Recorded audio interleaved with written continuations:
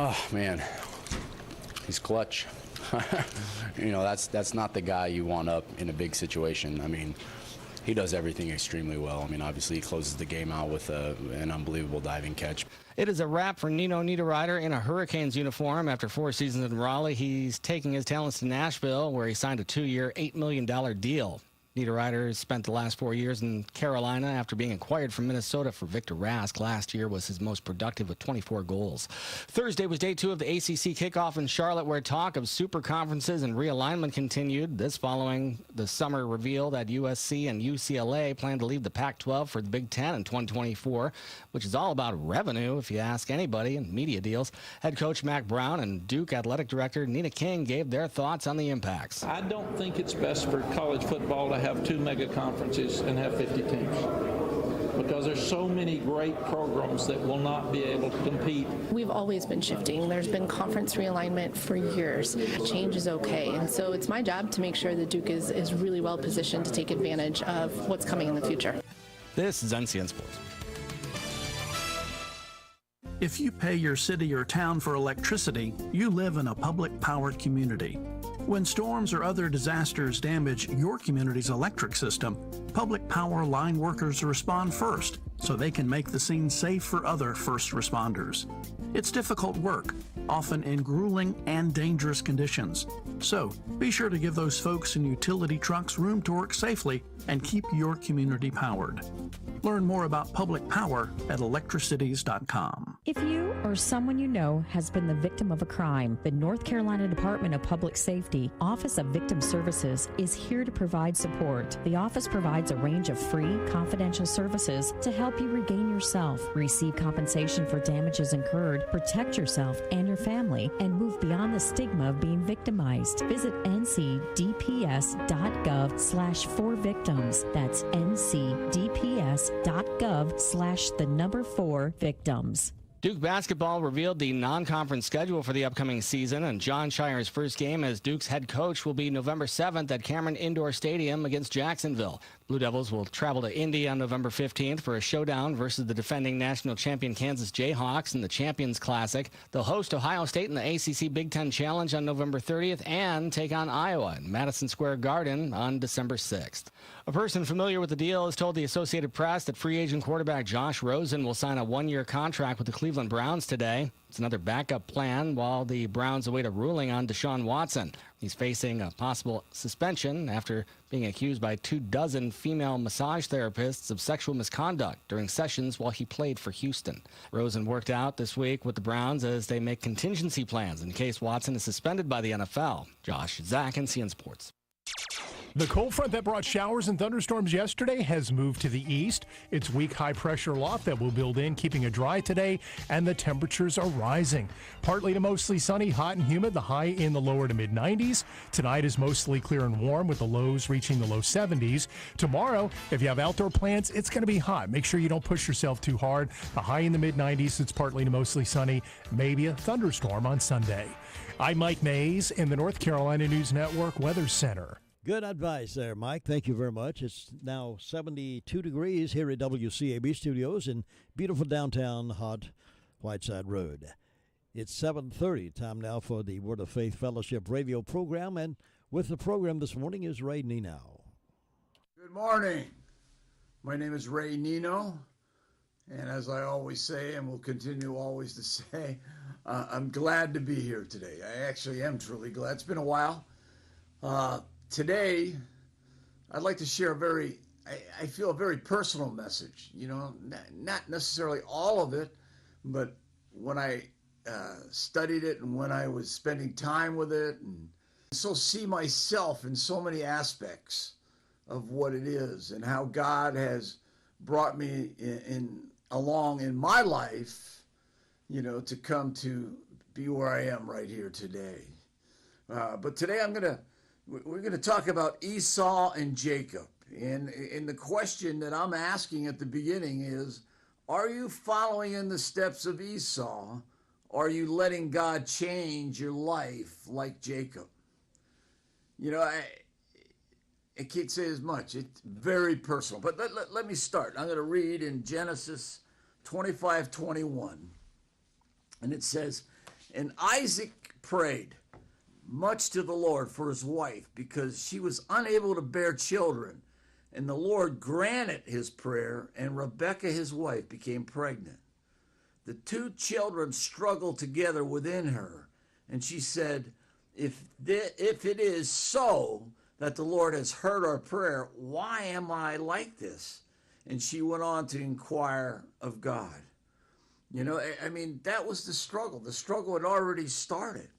You know, you're talking about two young men in there that would become, you know, nations, and those nations were totally opposites where they went, you know, in the end. And so that struggle, because that's really what we're going to discuss here, is the struggle, you know, to come to that knowledge of God. You know, one would follow God and one would be opposed to God. So as we read this story, you need to ask yourself, which one are you? Are you the one that's, you know, going with God? Are you opposing God? So the Lord, I need to read the story of Esau and Jacob so you know, because I'm going to refer a lot to it. You know, most of you may have heard the story or know the story or read the story in different types of formats, but I'm going to go ahead and finish, you know, the story here. But in 24, it says, when her days to be delivered were fulfilled, behold, there were twins in her womb. The first came out red all over, like a hairy garment, and they named him Esau. Afterwards, his brother came forth, and his hand grasped Esau's heel. So he was named Jacob, or supplanter. Isaac was 60 years old when she gave birth to them. When the boys grew up, Esau was a cunning and skilled hunter, a man of the outdoors, but Jacob was a plain and quiet man, dwelling in the tents. And Isaac loved and was partial to Esau because he ate Esau's game, but Rebekah loved Jacob. Jacob was boiling porridge or lentil stew one day when Esau came from the field and was faint and hungry.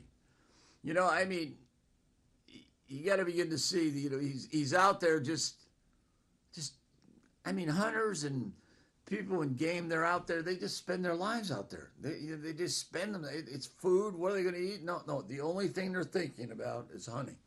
And Esau said to Jacob, beg of you, let me have some of that red lentil stew meat, for I am faint and famished. That is why his name was called Edom, red. Jacob answered, then sell me today your birthright, the rights of the firstborn. Esau said, see here, I'm at the point of death. What good can this birthright do to me? Jacob said, swear to me today that you're selling to me, you know, your birthright. And he sold to Jacob that birthright. Then Jacob gave Esau bread and stew of the lentils, and he ate and drank and rose up and went his way. Thus Esau scorned his birthright as beneath his notice. You know, it is so many of us when we, in our lives, you know, God has set second place, third place, fourth place, whatever it is. You know, we don't think about him. You know, we think about the things that we want to do. We think about our idols in our lives. And by all means, hunting is a major idol in many people's lives. But so is business. So is sport. You know, so, you know, you can keep going down the list more and more and more and more. And you begin to see that they steal the relationship with God. They steal it to the point, as it says, thus Esau scorned his birthright. I mean, he had the birthright. I mean, Jacob goes on to become one of the main, you know, the founder of the Edomites, which were, you know, wicked people. And so, you know, that's where you begin to see. You got to begin to see what in our lives is controlling us. What in our lives is having place. Because what I'm about to read, I'm going to read a verse in Hebrews that I feel says it and really, you know, I want to get the good parts of it out and get you to see it. But in Hebrews 12, 14, 16, it says, continually pursue peace with everyone and the sanctification without which no one will ever see the Lord. See to it that no one falls short of God's grace, that no root of resentment springs up and causes trouble, and by it many become defiled. And see to it that no one is immoral or godless like Esau, who sold his own birthright for a single meal. You know, I remember when I was young and someone would say, you know, or you'd be around the church and, I mean, I was taken to church when I was young. I mean, I didn't necessarily appreciate it, what it was and all that. But the word sanctification would bounce around. And I always thought that was just some religious term. You know, they would talk about this thing to be sanctified before God. And, you know, I never saw, truthfully, I saw very few people. I don't know if I saw anybody that really walked in that place, that they allowed God to really do the work in them. So I always thought about sanctification as this religious thing, you know, that it really wasn't real. It really wasn't part of what it was until now, you know. But then he goes on, he says you're not going to see the Lord without sanctification. That's part of the requirement here. God wants us to purify ourselves. He wants us to come to that place where in turn, you know, we're going to serve him rather than serving the hunting, the business, the sport, the on and on and on. He wants us to let our lives to be sanctified. You know, Esau and Jacob, you know, are just so different. But sanctification is the action and the process of being freed from sin or purified, separated unto God. The process of sanctification takes a deliberate action on our part to be freed from sin. You know, in sin, you know, in John it says in sin, and it says everyone who commits and practices sin is guilty of lawlessness. What that is, that is what sin is, lawlessness, the breaking, the violating of God's law by transgression or neglect, being unrestrained, unregulated by his commands and his will. I mean, that was my life for a large part of my life, being unregulated and unrestrained. That's how I lived my life. I didn't know, you know, that you had to find that place of humility and submission.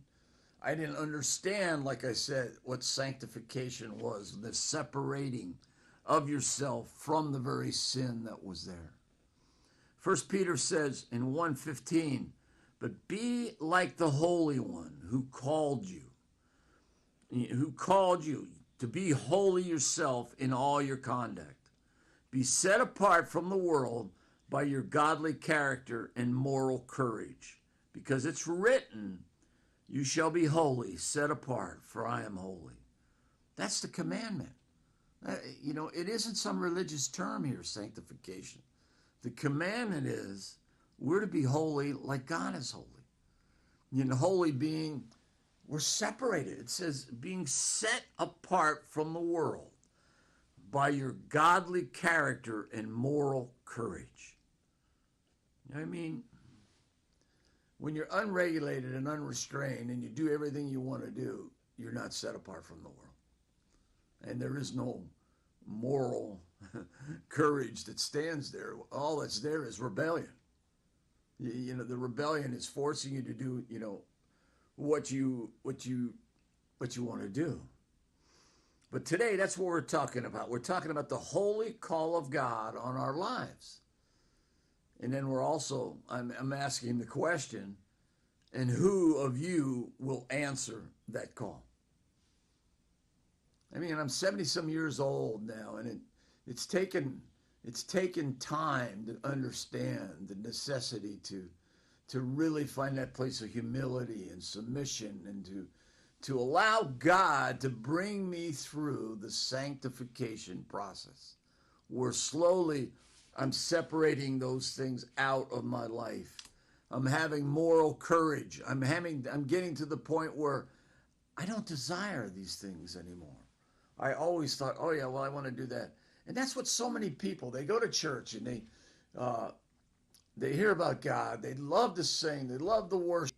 Yet when it comes to certain areas, it's like an interesting thing. It's like everything seems okay until you get to certain points. I remember being in the music business, one of those points always was, well, I can do everything except, why do I have to not listen to this music? Or what, you know, you begin to see that separation comes, you know, and that's the requirement. He says to be holy as I am holy. You know, God wants us to live holy. He wants us to live a sanctified life.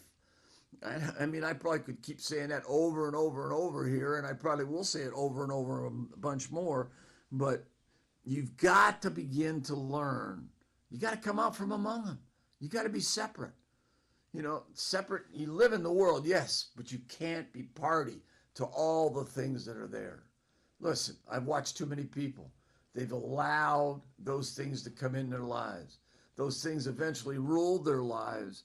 And like Esau, they rejected the birthright of God because they cared more about the things than they did separating themselves from them and being separated unto God.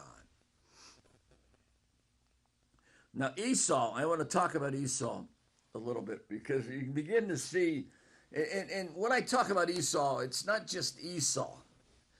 I really want to see, I want you to see yourself in Esau. You know, it's not just a story here.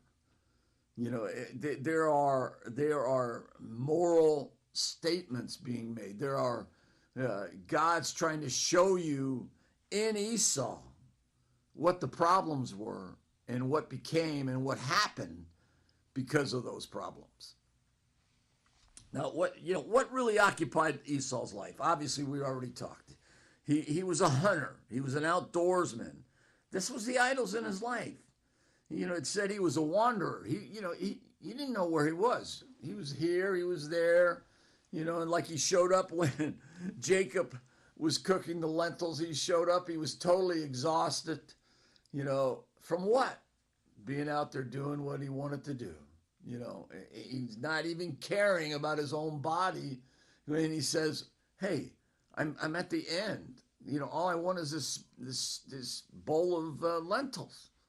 You know, whereas, you know, God, you know, Jacob's there trying to barter with him that the lentils, or he wants his birthright. And to Esau, the birthright meant nothing. The lentils meant he would be fulfilled and no longer hungry. And so how quickly he gave it up.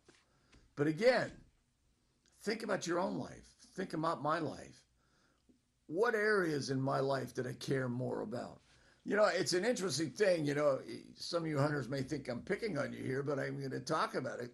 It's, you know, when hunting season starts and it happens to fall on Sunday, where do you go? That's what I'm talking about with the whole bowl of lentils. You care more about the other things than you care to go be with God on that day. You know, in the businessmen, oh, my trips are, I've got to be here. I've got to go do all these things. I've got to be party to this. And, you know, yet the church is doing things, or the fellowship of people are there. And I don't need to go to that. I need to go do the business.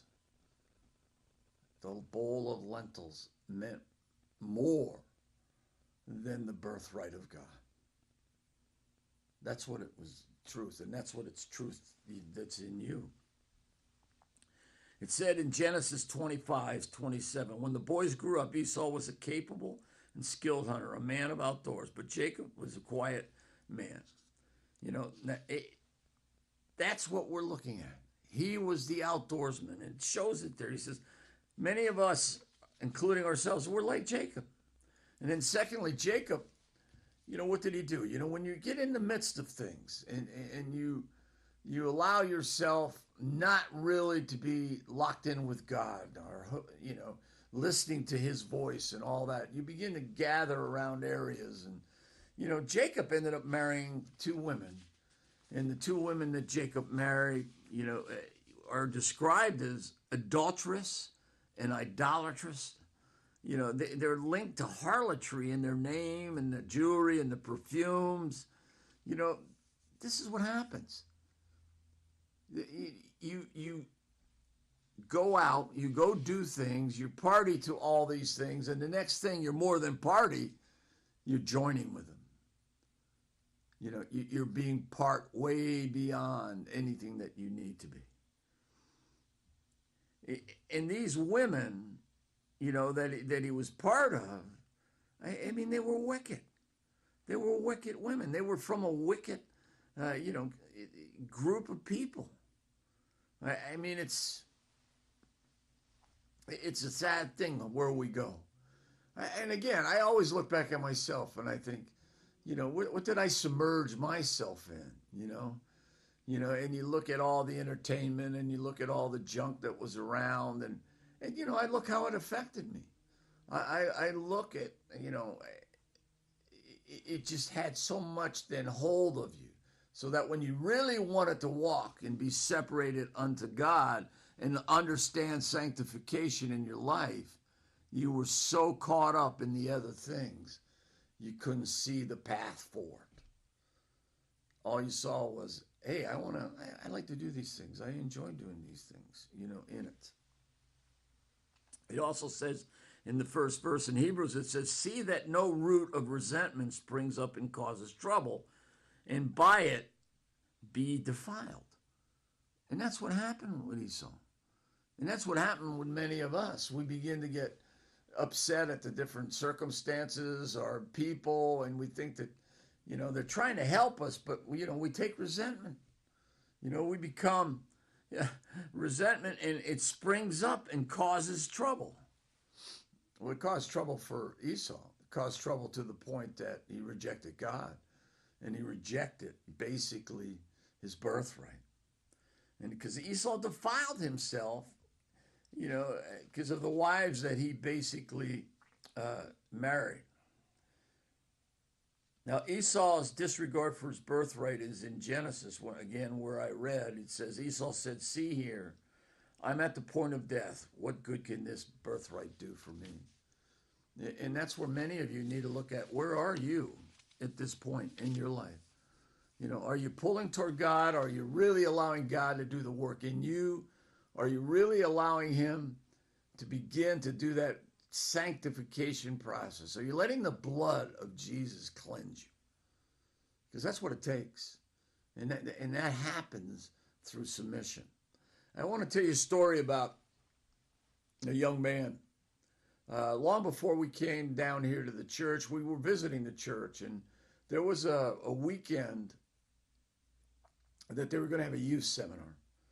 And one of the, I remember, if you remember, I was in the music business, and so I had several bands and groups and stuff that I worked with. Well, I had a lot of bands and groups. But there was one young man that really, he really wanted to serve God. To the point that, you know, one day he just showed up. He showed up at our house and a friend's house, and he was there, and he was, you know, we were trying to help him. And then we found out there was a youth seminar here at the church. And very much he wanted to come to the youth seminar. You know, he wanted that time where he could see a change in his life. He really wanted to begin that separation. You know, that, you know, from that, you know, what was in him. But he got a phone call. He got a phone call from a famous band. I mean, famous in the market they were in. And they were looking for a singer. He was a singer. But they needed him to come that weekend. The same weekend that he was supposed to go with us to the youth seminar. He chose to go and try out for the band. He never made it to the youth seminar. Did he give up his birthright? I don't know. I know this. He gave up a visitation that God wanted to have with him. And that whether God visited him again, I don't know. But I know he gave it up at that point in time.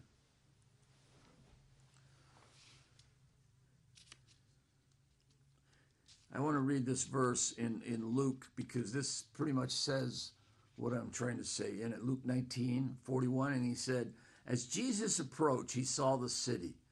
He wept audibly over it. I mean, God constantly is weeping over the people, us as people, because we're not doing what he wants. We're not following him. We're not allowing that work to be done.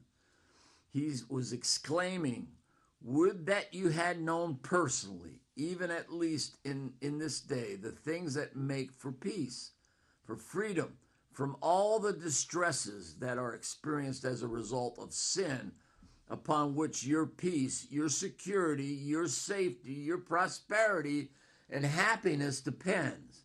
But now they are hidden from your eyes. He's talking to the people like this band member. He says, for a time is coming when your enemies will throw up a bank with pointed stakes upon you and surround you and shut you in on every side. And they will dash you to the ground and your children with you, and they will not leave you one stone upon another. Here it is. Because you did not come progressively to recognize and know and understand from observation and experience the time of your visitation. That is when God was visiting you, the time in which God showed himself gracious toward you and offered you salvation through Christ. Was that the time for that man? I mean, how many times have you rejected it? How many times have you found other things to do when God wanted you to be here or there in order to hear what he was trying to speak to you? I mean, it's a very scary thing. You know, Hebrews 12:17 says, because now I'm talking about Esau, but I'm also talking, hopefully to you. He says, for you understand that later on, when Esau wanted to regain the title to his inheritance and his blessing, he was rejected. He was disqualified, set aside, for he could not find opportunity to repair by repentance what he had done. No chance to recall the choice he had made, although he sought it carefully with bitter tears. He missed his visitation. He wasn't there when God was ready to do what he wanted to do. Esau rejected that visitation.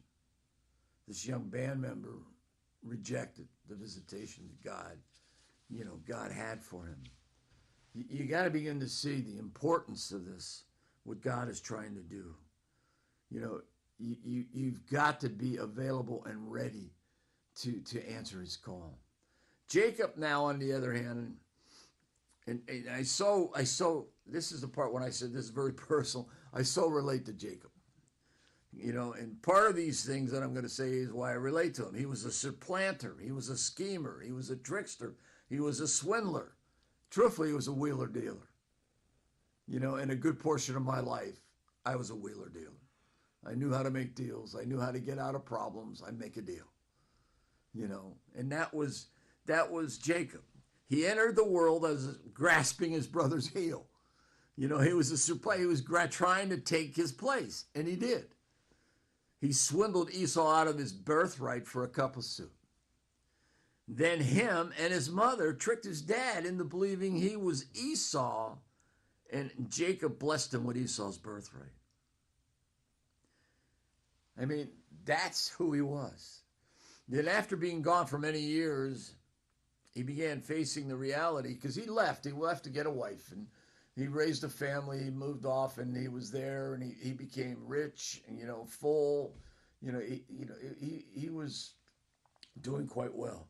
But now the time had come, he had to go meet his brother again. In fact, if I can find it here, it says, he says, and a messenger returned. It's in Genesis 32:6. And a messenger returned to Jacob saying, we came to your brother, and now he is on the way to meet you. Yeah.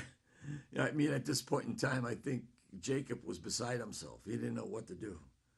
In verse 11, he says, he's crying out to God, deliver me, I pray, from the hand of my brother, from the hand of Esau, for I fear him, lest he come and smite us all, mothers and all the children. You know, it's interesting what was going on there. You know, here he is.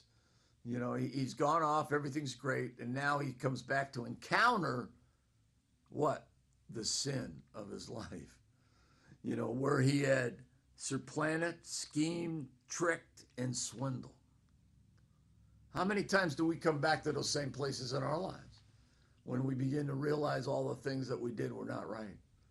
I've came front to front with that many, many times to see what all the things that had happened in my life were really like. So I'm going to move pretty quick here because I'm losing time. But I think it's important that I want to read this place here because this is my personal experience as well. He says the man, you know, Jacob went, you know, and he was getting ready. He sent his men. He made these plans how he was going to do all these things, send cattle, send, you know, oxen, to do all these things to his brother to appease him.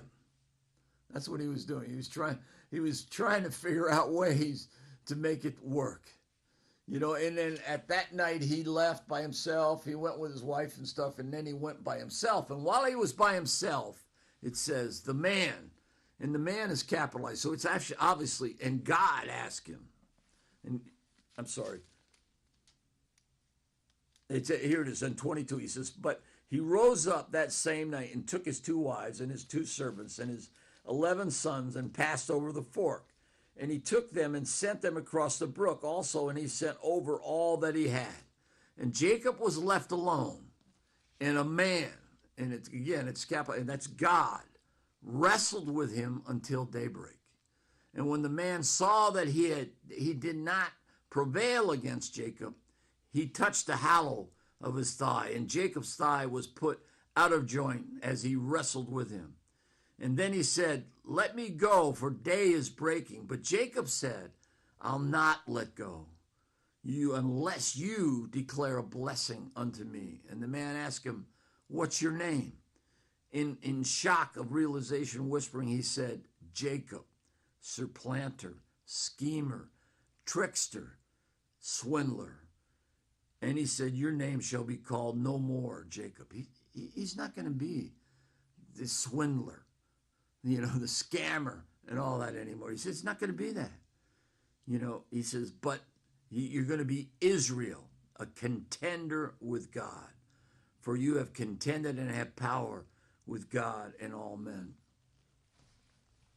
You have to begin to see that story is, and I've watched it in my own life. So many times I've come up to that place, you know, and I guess I'm actually out of time. But you need to know that God's there for you. Allow him to be there. You may have to wrestle, get that flesh in